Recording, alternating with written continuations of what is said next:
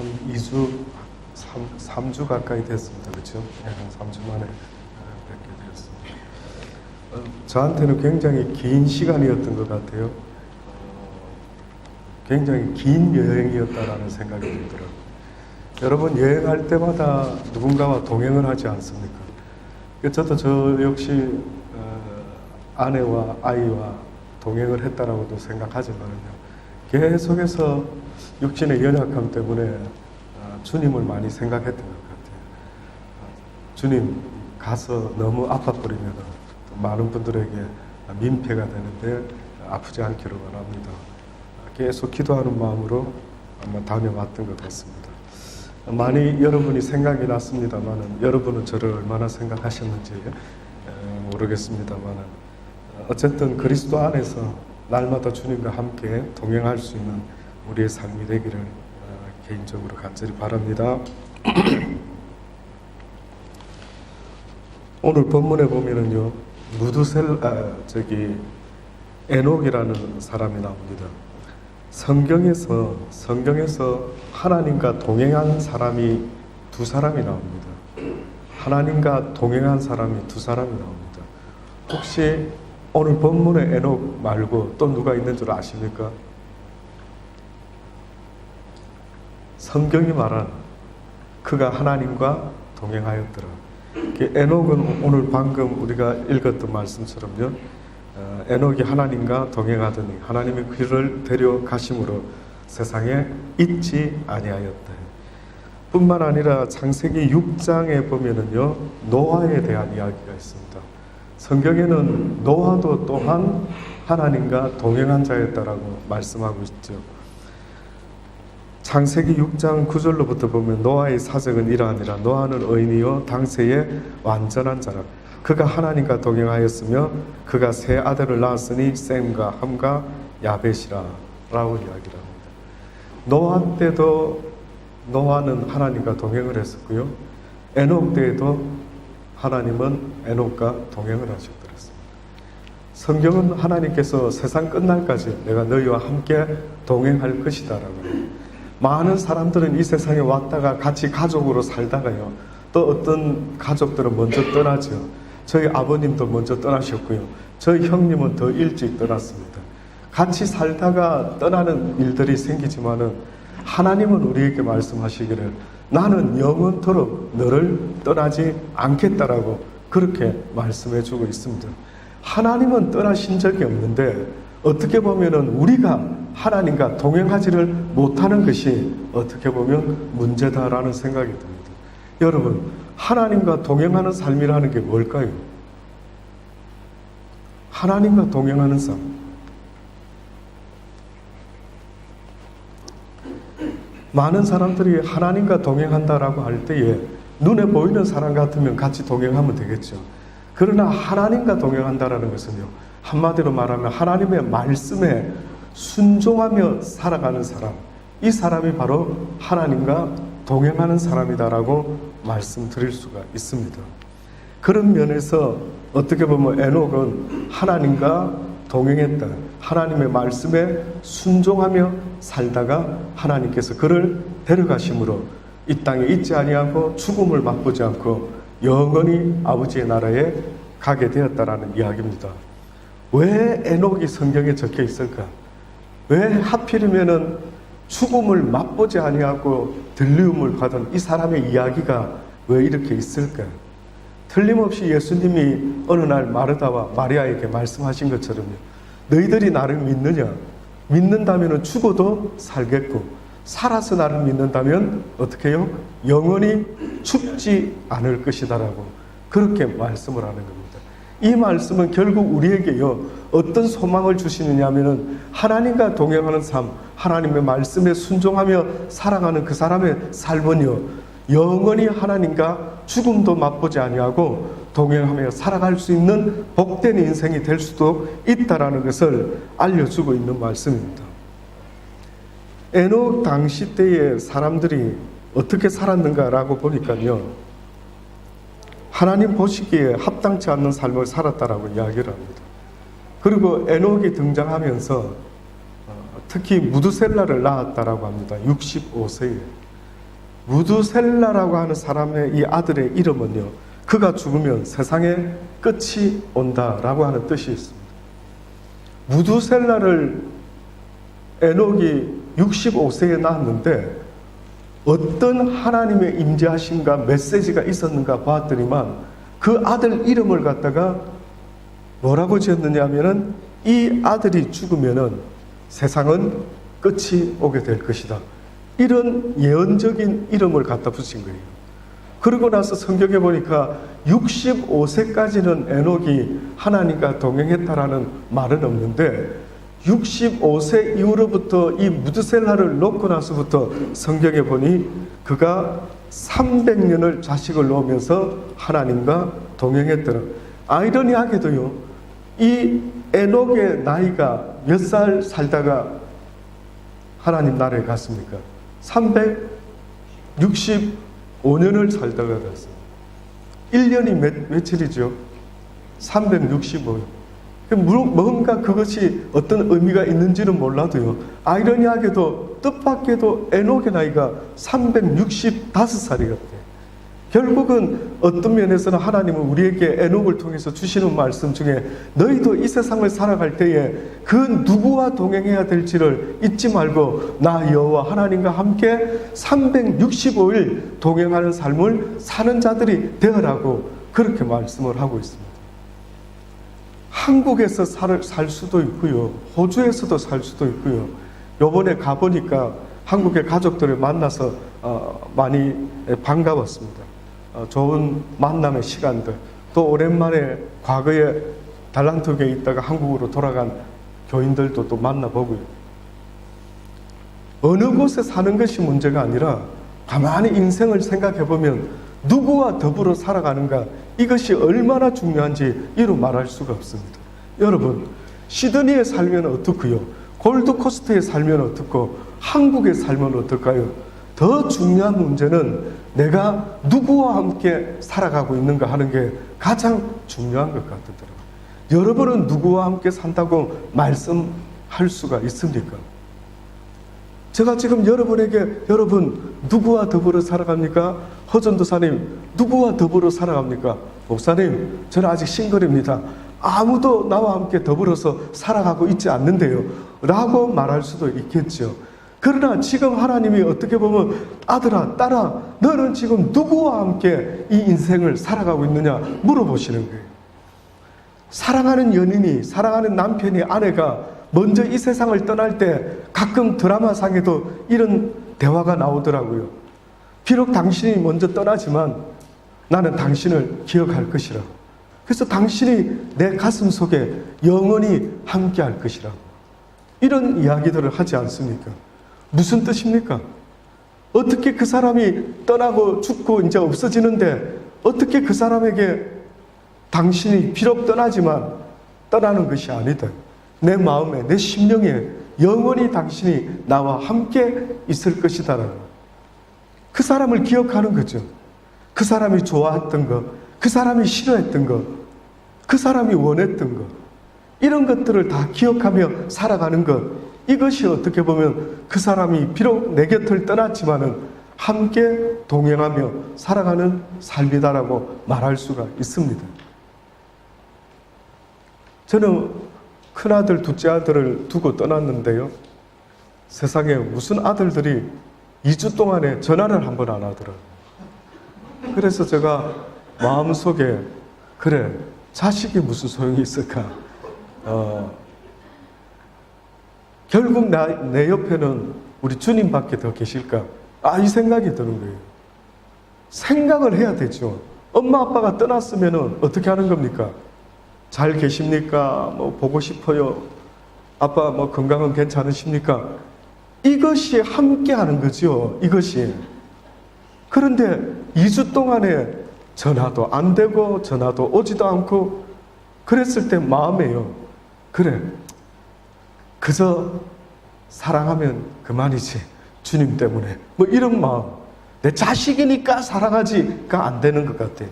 주님 때문에 사랑해야지. 그래, 모두를 그렇게 그렇더라고요. 그러니 여러분, 우리가 이 세상을 살아간다 할 때 누구와 더불어 살아가십니까? 하는 것은 곧 내 마음에 누가 있느냐는 거예요. 누가 내 마음에 있어서 늘 그 사람을 기억하고 걱정도 같이 하고 기쁨도 같이 나누고 마음도 나누고, 저는 저와 여러분이 그런 관계였으면 좋겠습니다. 이것이 바로 그리스도 안에서 한 형제 자매된 자들의 모습 아닐까요? 그런데 일주일 내, 2주일 내, 3주가 다 되는데도 전혀 떠오르지 않는다라는 것은 그 사람은 그 사람과 동행하는 인생이 아니라고 볼 수도 있습니다. 그래서 여쭤보는 거죠. 여러분은 과연 지금까지 누구와 동행하십니까? 누구와 함께 지금 살아가고 있는지를 물어보고 싶은 겁니다. 에녹의 이야기 속에는요, 너희가 더 이상 사랑하지 못하고 더 이상 함께하지 못하는 그날이 오기 전에 깨어서 하나님과 동행하며 삶을 살아야 된다는 걸 알려주시는데, 에녹에 대한 이야기가 성경에 전체적으로 3번 나옵니다. 오늘 읽었던 본문의 말씀도 있고요. 히브리서 11장 5절로부터 보면은 믿음으로 에녹은 죽음을 보지 않고 옮기웠으니, 여기서는 믿음이라는 단어를 썼어요. 창세기에서는 주님과 동행을 하다가 죽음을 맛보지 않고 아버지의 나라에 옮겼다, 이렇게 했거든요. 그런데 히브리서 기자는 뭐라고 말을 했느냐면, 믿음으로 에녹은 죽음을 보지 않고 옮기웠다. 믿음으로 하나님이 저를 옮기심으로 다시 보이지 아니했다. 결국은 믿음의 삶이 하나님과 동행하는 삶이라는 걸 말하죠. 그 믿음이라는 것은 뭡니까? 하나님의 말씀에 순종하며 살아가는 삶을 말합니다. 노아 할아버지가 바로 그랬단 말입니다. 노아도 하나님과 동행했대요. 근데 어떻게 하나님과 동행했는가 여러분 전혀 이해가 안 될 수도 있겠습니다만은, 에녹도 그가 어떻게 살았는지 별로 성경에 언급된 것이 없어요. 그러나 에녹이 한 말은 있습니다. 마지막 한 곳이 더 나오는데 유다서에 나옵니다. 유다서 1장 14절에 에녹에 대해서 나오는데, 에녹이 구체적으로 어떻게 살았을까? 어떤 믿음의 삶을 살았을까? 보니 이런 이야기가 나옵니다. 유다서 1장 14절에 아담의 7세손 에녹이 사람들에게 대하여도 예언하여 이르되, 보라, 주께서 그 수만의 거룩한 자와 함께 임하셨나니 이는 무사람을 심판하사 모든 경건치 않는 자의 경건치 않게 행한 모든 경건치 않는 일과 또 경건치 않은 죄인의 주께 거스려 한 모든 강팍한 말을 인하여 저희를 정죄하려 하심이라. 에녹이 예언자적인 삶을 외쳤던 겁니다. 뜻밖의 에녹이 그들에게 뭐라고 사람들에게 말했느냐면은, 하나님께서 너희들을 심판하실 것이다. 그 이유는 너희가 믿음의 삶을 사는 것이 아니라 경건치 않는 자의 삶을 살기 때문이다. 성경이 말하는 경건의 삶이란 뭐라고 말씀합니까? 과부와 고아와 나그네를 돌아보는 삶, 이것이 성경이 말하는 그리스도인의 경건한 삶이라는. 바리새인들은 옷을 거룩한 색깔로 입고 설교를 하면 경건이 거기서 나오는 줄 알고 여러 가지 모양새를 갖추어서 경건의 풍채를 드러내려고 애를 썼는지 모르지만, 성경이 우리에게 분명히 말씀하는 것처럼요, 너희가 삶으로 경건한 자의 삶을 보여라. 그것은 곧 과부와 고아와 나그네와 어렵고 힘든 소자들을 돌아보는 것, 이것이 바로 너희 그리스도인이 살아야 될 세상의 삶의 모습이다. 근데 에녹 시대에 사람들이 그렇지 못했던 사람입니다. 한마디로 이 사람들은 원망하는 자며 불만을 토하는 자며 그 정욕도를 행하는 자라. 그 입으로 자랑하는 말을 내며 이를 위하여 아첨하는 자들이다. 이렇게 말했습니다. 사랑하는 여러분, 원망하는 자, 불만을 토하는 자, 하나님과 상관이 없는 자입니다. 하나님의 절대 선하심을 믿는다라고 하는 것은요, 비록 내 뜻대로 되지 아니한다 할지라도 누구 뜻대로는 이루어진다고요? 하나님의 뜻대로는 이루어지는 겁니다. 그래서 우리가 절대 선이신 하나님을 믿는다라고 하면 그분은 절대적으로 모든 일을 협력하게 만들어서 선을 이루어 가시는 하나님이시기 때문에 내 입에서 불평과 불만이 나와서는 안 되는 겁니다. 경건의 이야기를 하니까 이게 어필이 안 되는 거죠. 너희가 경건치 못하다. 나 경건한데 아마 이랬던 모양입니다. 그래서 또 다르게 표현한 거죠. 사람들은 원망하며 불만을 토하며 정욕대로 행하는 자를, 절제를 하지 않는 대로. 제가 요번에 한국에 가기도 전에 말레이시아에서부터 오신 목사님, 사모님 중에 감기가 잔뜩 들어오신 분이 있더라고요. 면역력이 많이 약하기 때문에 조심해야지. 이틀 만에 갑자기 콧물이 주르륵 나오면서 감기가 쑥 들어오는 거예요. 얼마나 그렇잖아도 또 조심하는데 아버지 이거 어떻게 하면 좋죠? 계속 몸이 곤두박질이죠. 심지어는 한 이틀 정도는 음식을 먹지 못한 것 같아요. 도무지 뭘 먹을 수가 없는 거예요. 제가 살면서 많은 것들을 내려놓은 것 같이 느꼈죠. 명예도, 부도, 그 어떤 것도, 교회의 수적인 부흥도 많은 걸 내려놓고 그저 주님 한 분만을 바라보고 삶으로 살아가자. 이런 마음으로 살아왔다라고 했는데 요즘 이런 여러 가지 어려움 가운데 저 자신을 돌아보는데 가장 현재 애를 쓰고 있는 게 음식이더라고요. 먹고 싶어도 먹지를 못하고 또 먹을 것이 있어도요 아무거나 먹을 수 없다 하니까 얼마나 이것처럼. 그래서 제가 어느 교회에 가서 예배를 드리면서 했던 말이 이 세상에서 가장 힘든 일이 있다면은 먹을 수 있는 음식이 있는데 먹지 못하는 것. 이것처럼 힘들고 고통스러운 게 없는 것 같아요. 여러분 그렇게 해보신 적 있습니까? 막 먹고 싶은데 참아야 되는 거. 그 심정 아십니까? 와, 예전에 못 느꼈던 거예요.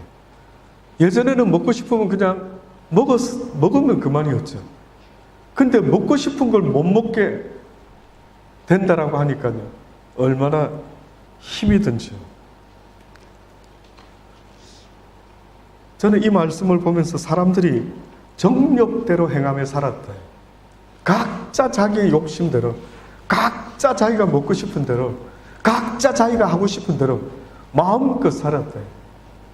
그렇게 살아도 되는 것 같은데 하나님은 우리에게 말씀하시는 겁니다. 그러면 안 된다라고. 너희가 육신의 정욕대로 살면은 다 망하게 될 것이다. 네 육신이 원하는 대로 입맛에 맞추어서 음식을 먹다 보면 네 육신이 무너질 수가 있대. 입맛을 생각하지 말고 건강을 생각하라. 비록 입에 쓰지만 몸에 좋다고 하면 어떻게 해야 된다? 먹어야 된다. 그 몸에 좋은 것이 입에 쓰다라고 말하죠. 근데 몸에는 좋은데 입에 왜 쓸까? 우리 생각에는 목사님 입에도 맛있고 몸에도 좋으면 안 되겠습니까? 글쎄 저도 그렇게 생각해요. 그게 어디 있죠? 비즈니스 음식 장사하는 사람들에게요, 음식이 잘 팔리기 위해서 어디에다 중점을 두십니까? 물어보면 뭐라고 이야기할까요? 맛이죠. 맛. 그래서 한국에서는 하도 맛을 따지다 보니 온갖 걸 다 집어넣다 보니까요, 건강한 식당, 그죠? 이런 걸 취재해가지고 사람 몸에 유익된 음식을 만드는 그런 식당을 뽑아가지고 소개하지 않습니다. 왜 안 되지? 왜 몸에 좋은 것은 어떻게 보면 입에는 쓰게 느껴질 거예요? 여러분, 하나님의 말씀도 너희가 이렇게 살아야 마땅하다 하는데 그 말이 맞지요. 그렇게 살아야 되는데 여러분 잘 되던가요? 이 육신의 법은요, 무조건 하나님의 법과 반대다. 그러면 이 육신이 내 육신을 진짜 위한다면은 몸에 좋은 걸 골라 먹도록 절제를 하고 소식을 하고, 그래서 거북이와 학이 오래 사는데 보니까 위가 반 정도 비어 있더라는 거예요. 그래서 어느 동물학자가 와, 장수하는 짐승의 위가 풀로 채워져 있지 않고 비어져 있구나, 반씩. 그렇게 우리가 본받고 절제를 하면 좋은데 이게 잘 안 되는 거예요. 그래서 어느 날 저희 사모가 제가 한국에서 목회할 때 그런 고백을 하더라고요. 어느 날 하나님 앞에서 기도하며 늘 연단을 받는 중에 네 육신이 원하는 것 반대로만 해라. 네 육신이 원하는 것과는 무조건 반대로만 해라. 먹는 것도 네 육신이 원하는 것을 반대로만 해라.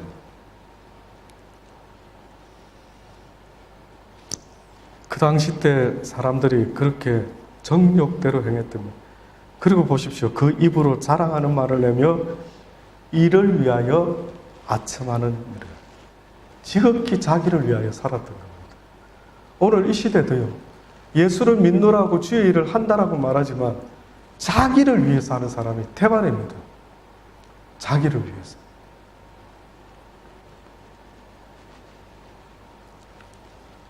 제가 2주 동안에 다른 교회에서 설교를 하면서요. 같은 설교를 했습니다. 그 설교의 내용이 뭐였느냐 하면은 하나님의 말씀을 거역한 아담과 하와가 선악과를 따먹고 나서 죄의 바이러스가 들어왔는데 변질이 일어났다. 컴퓨터에 바이러스가 먹으면은 작동이 잘 안 되죠. 인간이라는 존재가 하나님을 사랑하며 살아야 되는 존재. 아담과 하와의 관계는 서로 돕는 관계였는데 아담은 하나님의 일을 하며 하나님과 사랑하며 살아야 되는 존재였던 것 같아요. 그런데 그가 변질이 되니까 하나님을 사랑하는 그 마음이 바뀌어가지고 자기를 사랑하기 시작하는 거예요. 지금 에녹 시대 때 사람들도 자기를 사랑하는 거예요. 나를 돌아보지 남을 돌아보지를 않는 겁니다. 이게 변질된 인간의 모습이었어요. 그래서 하나님이 온 율법과 선지자의 강령이다라고까지 하면서 말씀한 게 뭡니까? 마음을 다하고 목숨을 다하고 힘을 다하여 주 너의 하나님을 사랑하라. 이것이 제1되는 계명입니다. 처음부터 그랬습니다. 우리는 처음부터 하나님을 내 마음을 다하고 목숨을 다하여 사랑해야 될 대상으로 하나님이 우리를 지어주셨는데 그 사랑이 변질이 되어가지고 자기를 사랑하기 시작하는 거예요.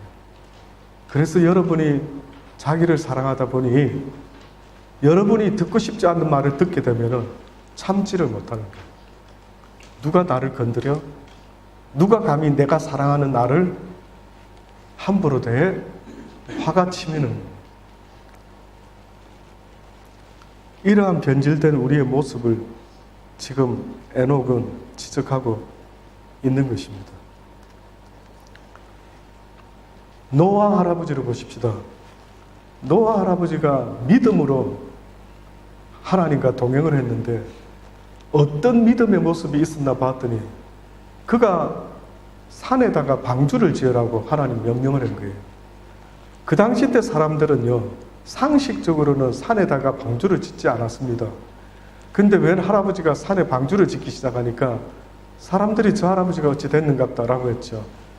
그런 소리를 듣든지 말든지 노아 할아버지는 120년 동안 산에다 방주를 지었습니다.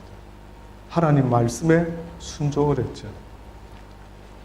그렇다고 한다면 오늘 우리 시대에는 과연 하나님이 무엇을 명령한 것 같습니까? 한마디로 말하면 내 형제를 사랑하라, 내 이웃을 사랑하라는 겁니다. 남들은 그렇게 살지 아니해도 너는 그들이 오리를 가자면 심리를 가지고 그도 달라면 속옷도 주고 한쪽 밤을 맞으면 또 다른 밤도 돌려대라는 것입니다. 이 말씀을 끝으로 드리기 원합니다. 하나님과 동행한 사람의 삶. 1990년도에 노벨 평화상 후보에 올랐던 사람이었는데 엘리나라고 하는 어떤 분이 계시더라고요. 그분의 별명은 노인의 어머니였습니다. 노인의 어머니. 왜냐하면 세계적으로 가장 크고 훌륭한 양로원을 만들었기 때문에 그에게 붙여진 이름입니다. 근데 원래 이분은 하나님께 헌신하고요, 중국으로 가서 중국 선교사로 일하려고 했다고 합니다. 근데 중국 선교사로 일을 하려고 했는데 어느 날 갑자기 폐결핵이 걸려가지고요, 결국은 그 일을 하지 못하게 되었답니다.